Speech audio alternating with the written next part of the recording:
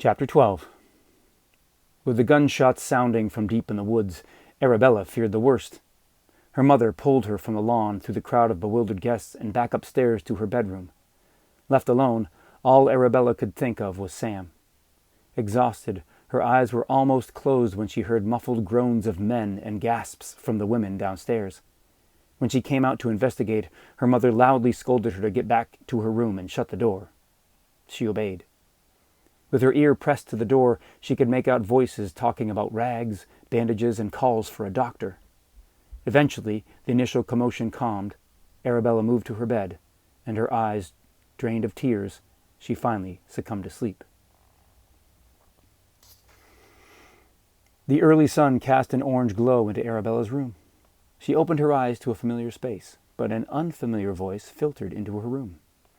She sat up in bed and listened, barely making out the faint words from downstairs. She cracked her door and listened carefully. "If you know where they are, me and my boys can take care of it quite quickly, ma'am." The man's voice was high and obsequious. Slipping out of her room, Arabella crept down the hall to the top of the stairs. She saw the front door open and her mother, Caroline, speaking to a man at the threshold. He looked plain enough, holding his hat by his side. "Of course," her mother replied. "I can write that down for you. We know exactly where they are." Unnoticed, Arabella hunched between the railings of the stairs, straining to listen. "As regards to the rate," the man with the hat paused for a moment and continued in his distinct southern drawl. "I realize you're in the middle of a troubling time, ma'am. I must admit I feel rude discussing money at a time like this." "It has been more than a troubling night for all of us," Caroline responded, "but please go ahead." "In that case, most of our clients do pay half up front." Her mother looked at the man with the hat, waiting. After a moment, he leaned forward and said something more into her ear. Her mother nodded. "Please wait here." Her mother gestured inside the door. The man with the hat stepped into the foyer as Caroline turned and walked down the hall and into Abbott's study. A woman emerged from the front parlor with bloodied bandages in her hand, her canary yellow dress marred with red stains. She gave the man with the hat a minimal nod before she hurried back toward the kitchen, shaking her head in disbelief along the way. In her haste, she left the door to the front parlor slightly ajar. The man with the hat caught Abbott's eye through the open door.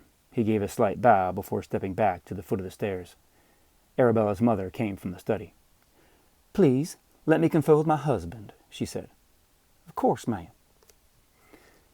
Caroline went into the front parlor and closed the door behind her. Seemingly alone, the man with the hat placed his hand on the banister of the staircase, moving it back and forth, feeling its smoothness. He turned and took a couple of steps into the open front door, put his hand in his pocket, and pulled out a small lollipop wrapped in a shiny bit of wax paper. He twisted the wax paper off unconsciously and put the lollipop in his mouth, then folded the wrapper twice and put it back in his pocket. He looked out over the front lawn of the house, almost as if it was all his. "I should have asked for more," he thought. Arabella's mother stepped out of the parlor with an envelope, thick with what could only be money, and approached the porch. The man with the hat pulled the lollipop from his mouth and held it behind his back as he bowed slightly and extended the other hand to receive the envelope. "When should I expect this to be taken care of?" Caroline asked. The man with the hat looked at the envelope in his hand. An address was written on the front. "Ma'am, since you've provided me with an address, we should have the job finished by tomorrow, perhaps even today." "Today? Why, that's very efficient." He gestured toward the front parlor, where the men were being tended. "It does seem urgent." Yes, it is," Caroline agreed. "I don't know if I'll have the rest of the balance so quickly," she considered out loud. "Don't you worry about that, ma'am. I can come back just as easy the day after tomorrow or even the next." "Tuesday, then," her mother responded. "Ma'am," he nodded. He stuffed the envelope into his front pocket, tipped his hat as he put it on, and quickly walked down the front steps. Her mother stepped back inside and closed the door. She paused for a second, deep in thought, then turned to see Arabella standing at the top of the stairs in her nightgown. "Who was that?" Arabella asked. "And where's Pa?" Her mother's glance into the parlor betrayed her desire for secrecy, and Arabella rushed down the stairs. There, in the parlor room, were the men from the party last night. Each one was bandaged and being tended to by the wives. A white-coated doctor made his way around the room, checking the wrapping on each of their wounds. Every man bore a bloodied stump, some of the elbow, some at the wrist.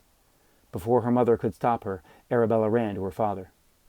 "Gentle now," Caroline called from behind. A wrap of bandages was stained red at Abbott's shoulder, where his arm should have been. Arabella gently sat on his lap, then gingerly wrapped her arms around his neck and squeezed. As she pulled away, Abbott looked her up and down and noticed the red on her hand. "Are you hurt?" he asked. "No." Arabella rubbed her palm, but the stain remained. Abbott seemed relieved. "Don't you worry," Abbott said. "We'll get that boy." He looked to his wife, who turned to the window as the man with a hat reached the end of the driveway. The man with a hat paused for just a moment, pulled the package from his pocket to inspect the address, and turned right.